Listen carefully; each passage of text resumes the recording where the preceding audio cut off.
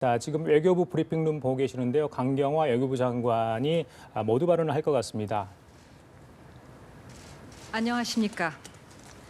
지난 7월 31일 장관 직속으로 설치한 한일 일본 군 위안부 피해자 문제 합의 검토 TF가 출범 5개월 만인 오늘 결과 보고서를 발표하게 되었습니다. 위안부 문제는 한일 양국의 오랜 현안인 만큼 TF 위원 전원은 사안의 엄중함을 깊이 인식하고 사명감을 가지고 단어 하나, 문장 하나에도 치열한 논의를 거쳐 결과 보고서를 작성한 것으로 알고 있습니다. 지난 5개월간 TF 위원들의 헌신적인 노고에 깊이 사의를 표합니다. TF의 결과 보고서는 그간 위안부 합의에 대해 제기되어 온 비판들에 대해 충실히 답하고 있다고 생각합니다. 정부로서는 이번 TF 검토 결과를 진지하고 겸허하게 받아들입니다. 특히 피해자 중심 접근이라는 인권 문제 해결의 보편적 기준이 위안부 합의 당시 충분히 반영되지 못함에 따라 당사자인 피해자 할머님들과 가족 그리고 이분들을 지원해온 시민사회와 모든 국민 여러분들에게 마음의 상처를 안겨드린 데 대해 외교부 장관으로서 매우 안타깝고 유감스럽다는 말씀을 머리 숙여드립니다.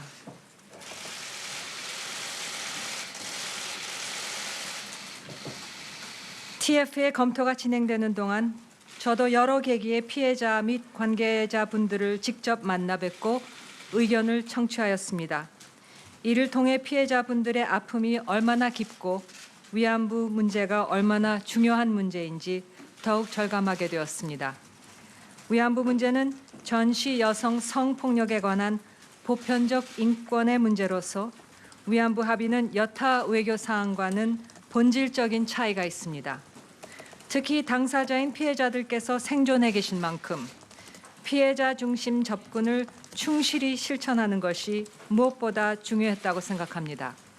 이러한 부분에서 부족함이 많은 채로 이루어진 합의에 대해 피해자분들께서 제기하는 비판과 의혹에 답변하는 것이 마땅한 도리이자 정부의 책무라고 생각합니다.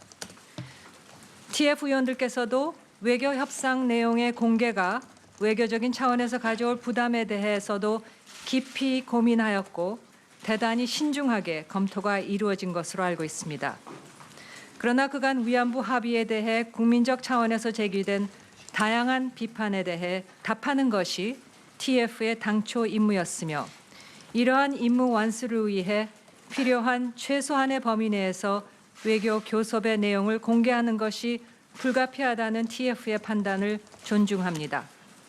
앞으로 정부는 오늘 TF 결과 보고서를 토대로 피해자 중심 접근에 충실하게 피해자, 관련 단체 및 전문가들의 의견을 겸허히 수렴해 나가고자 합니다. 아울러 한일 관계에 미칠 영향도 감안하면서 위안부 합의에 대한 정부 입장을 신중히 수립해 나가고자 합니다. 이제 오태규 위원장께서 나오셔서 위안부 합의에 대한 TF의 검토 결과에 대해 상세히 설명해 주시겠습니다. 감사합니다.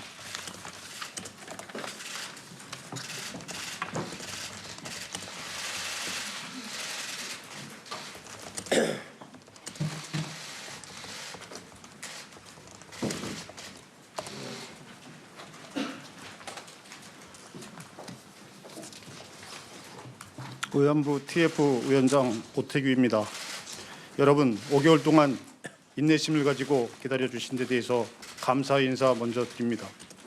저는 7월 30일 TF 출범 기자회견에서 이 문제가 가지고 있는 예민한 성격을 감안해 마지막 발표가 이루어질 때까지 협조해 줄 것을 특별히 당부드린 바 있습니다. 또 저를 비롯한 TF 의원들도 TF의 작업 결과가 흘러나가 신뢰에 큰 손상이 생길 것을 우려해 미디어와의 접촉을 자제해 왔습니다. 여러분들의 적극적인 협조 덕분에 저희 TF는 본래의 목표대로 오늘 검토 결과 보고서를 발표할 수 있게 되었습니다. 다시 한번 감사의 인사드립니다. 그러면 먼저 5개월의 검토를 통해 파악한 주요 내용을 말씀드리겠습니다. 첫째, 2015년 12월 28일 한일 양국 외교장관이 공동기전에서 의안부 합의를 발표하기까지 양국 간 8차례의 비공개 고위급 협의가 있었습니다. 그간 국회와 일부 언론 매체에서 제기된 내용이기 때문에 많은 분들이 알고 계시리라 생각합니다마는 이를 공식 확인한다는 차원에서 먼저 말씀드립니다.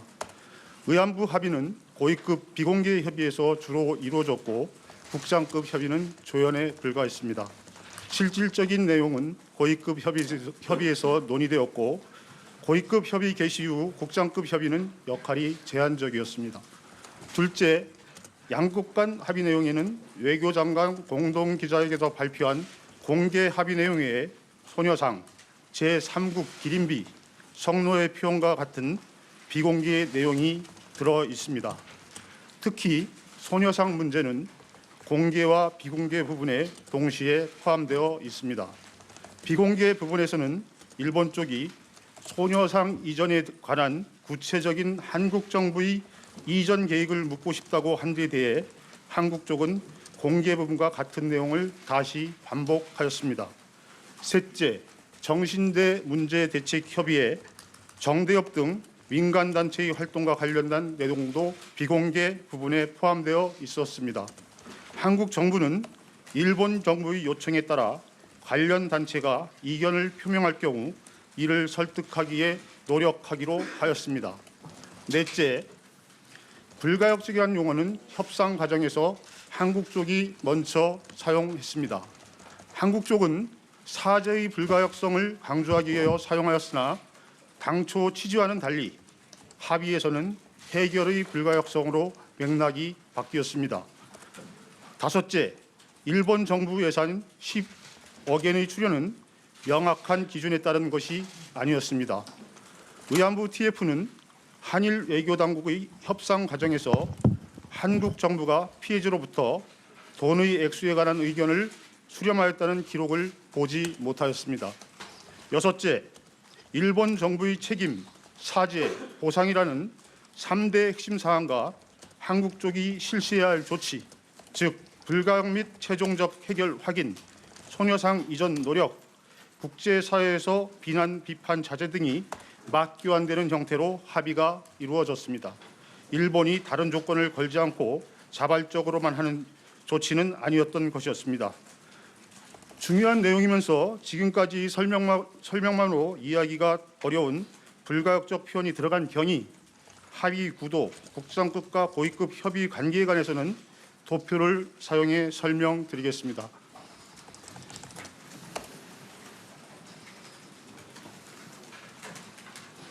먼저 국내적으로 논란이 컸던 불가역적 표현이 들어간 경위를 말씀드리겠습니다. 한국 쪽은 제1차 고위급 협의 직전에 열린 제6차 국장급 협의에서 기존에 밝힌 것보다 진전된 일본 총리의 공식 사죄가 있어야 한다면서 불가역성을 담보하기 위해 내각 결정을 거친 총리 사죄 표명을 요구하였습니다.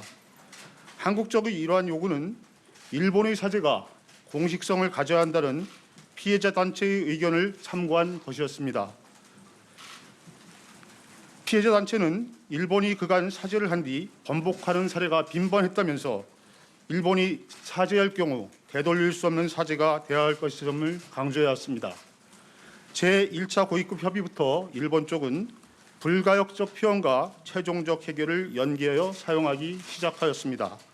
한국 쪽은 사죄의 불가역성을 강조했는데 당초 취지와는 달리 합의에서는 해결의 불가역성으로 의미가 변했습니다.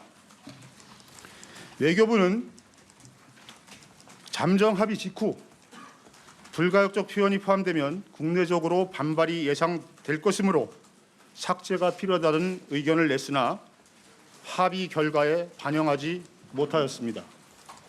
다음은 합의 구도에 대해서 말씀드리겠습니다.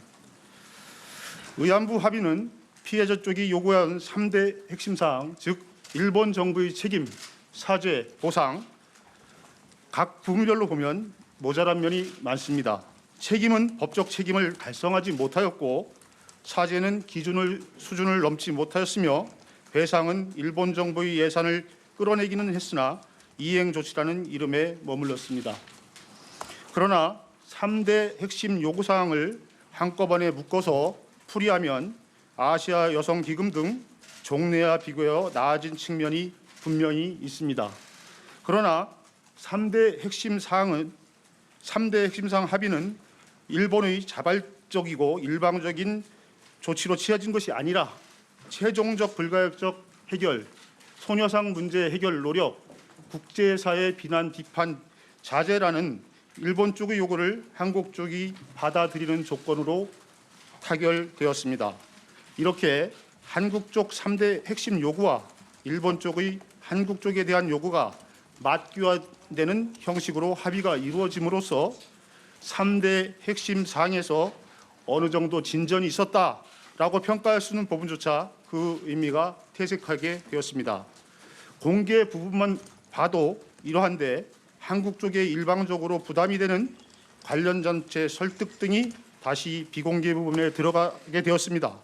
이로써 공개된 부분만으로도 불균형한 합의가 더욱 기울어지게 되었다고 저희 TF는 판단하였습니다. 세 번째, 국장급과 고위급 협의의 진행 상황에 대해서 말씀드리겠습니다. 2011년 8월 헌법재판소의 부작위 의원 결정으로 의안부 문제가 한일 양국 간의 외교 현안으로 등장하였습니다. 2014년 4월 제1차 국장급 협의가 개최되었고 2015년 12월 합의 발표 직전까지 모두 12차례의 국장급 합의가 진행되었습니다. 중간에 비공개 협의도 있었습니다. 2013년 말까지 국장급 협의에서 교섭의 진전이 없자 협상 대표의 급을 높여 양국 정상과 직접 소통할 수 있는 고위급의 비공개 협의가 필요하다는 의견이 나오기 시작했습니다. 외교장관 공동 기자회견 발표 때까지 모두 8차례의 고위급 협의가 있었고 여기에서 사실상 모든 내용이 논의되었습니다. 외교부는 고위급 협의에는 직접 참여하지 못했으며 그 내용을 공유받으면서 필요한 의견을 개진하였습니다. 그러나 거의 의견이 반영되지 않았습니다. 다음은 TF의 검토 기준에 대해서 말씀드리겠습니다. TF는 첫째, 피해자 중심 접근과 그 취지가 이번 합의에 얼마나 제대로 반영되었는지를 살펴보았습니다. 둘째, 전시 성폭력인 의안부 문제의 국제인권적 성격, 다자적 성격이 얼마나 제대로 고려되면서 의안부 합의가 이루어졌는지 보았습니다. 셋째, 국민의 뜻이 협상에 얼마나 잘 반영되었는지, 즉 오늘날 외교의 특성으로 자리 잡고 있는 국민과 함께하는 민주적인 절차가 협상 과정에서 잘 지켜졌는지 살펴보았습니다. 넷째, 협상에 임하면서 청와대와 협상 대표 간, 관련 부처 간, 고위급과 국장급 협의 사이에 협력과 소통은 원활하게 작동되었는지를 살펴보았습니다. 저희들은 이러한 기준으로 합의 경위와 내용을 검토한 결과 4가지의 결론을 내렸습니다. 첫째, 전시 여성 인권에 관한 국제사회 규범으로 자리 잡은 피해자 중심 접근이 이번 의안부 협상 과정에서 충분히 반영되지 않았습니다. 의안부 문제와 같이 보편적 가치 문제이면서 역사 인식의 문제는 단기적인 외교 교섭을 통해 정치적 합의로 해결될 수 없다는 것입니다. 또 의안부 문제처럼 국제사회의 공동 관심사는 양자만의 협의로도 해결될 수 없습니다. 장기적으로 가치와 인식의 확산, 교육을 병행해야 한다고 생각합니다. 둘째, 의안부 등 역사 문제가 한일 관계뿐 아니라 대관계 전반에 부담을 주지 않도록 균형 있는 외교 전략을 마련해야 한다고 생각합니다. 셋째, 안보나 국방같이 비밀이 필요한 극히 제한된 부분 외의 사안에 관해서는 외교에서도 국민과 함께 호흡하는 민주적인 과정과 절차가 중시되어야 한다는 점입니다. 넷째, 외교 협상에는 관련 부처 간 긴밀한 소통과 협력 체제를 갖추는 것이 매우 중요하다고 생각했습니다. 외교는 한 나라만이 일방적으로 하는 것이 아니고 상대방이 있는 것이므로 한쪽이 원하는 내용을 전부 관철할 수도 없고 이런 것이 전부 관철되지 않았다고 해서 비난만도 할 수 없습니다. 하지만 저희 TF는 이러한 외교의 특성과 어려움을 감안하더라도 위와 같은 4가지 점을 지적하지 않을 수 없다고 생각했습니다. 마지막으로 저희 검토 보고서의 서술 원칙에 대해서 말씀드리겠습니다. 첫째, 국민의 눈높이를 중시하였습니다. 국민의 눈높이는 2가지로 나뉩니다. 하나는 국민의 의혹에 답변을 해주자는 것입니다. 둘째, 국민이 쉽게 이해할 수 있는 방식으로 보고서를 작성하자는 것입니다. 이번에 순 한글 서술 방식을 사용하려고 노력한 것도 이런 원칙에 따른 것이었습니다. 둘째, TF는 우리가 할 수 있는 한에서의 정확한 사실, 즉 문서 및 자료와 면담 등을 통해 확인할 수 있는 내용만을 바탕으로 서술한다는 원칙을 지키려고 노력했습니다. 가치가 들어가는 용어를 최대한 배제하고 중립적이고 객관적인 보고서를 작성하려고 노력하였습니다. 셋째, 일본 등 관련국에 대해 외교적 예앙을 최대한 고려해 보고서를 쓰려고 노력하였습니다. 2년도 채 되지 않은 외국 교섭 내용을 공개하는 것이 이례적인 일인 만큼 국민의 알 권리와 상대방에 대한 고려를 어떻게 조화시킬 수 있을까 마지막까지 고심하면서 보고서를 작성하였다는 사실을 알려드립니다. 이 보고서의 성격을 한마디로 규정한다면 국민의 의혹에 답변하는 것이라고 말할 수 있습니다. 저희 보고서는 누구나 볼 수 있도록 외교부 공식 웹사이트에 올려놓을 예정입니다. 이상 저희 보고를 마치겠습니다.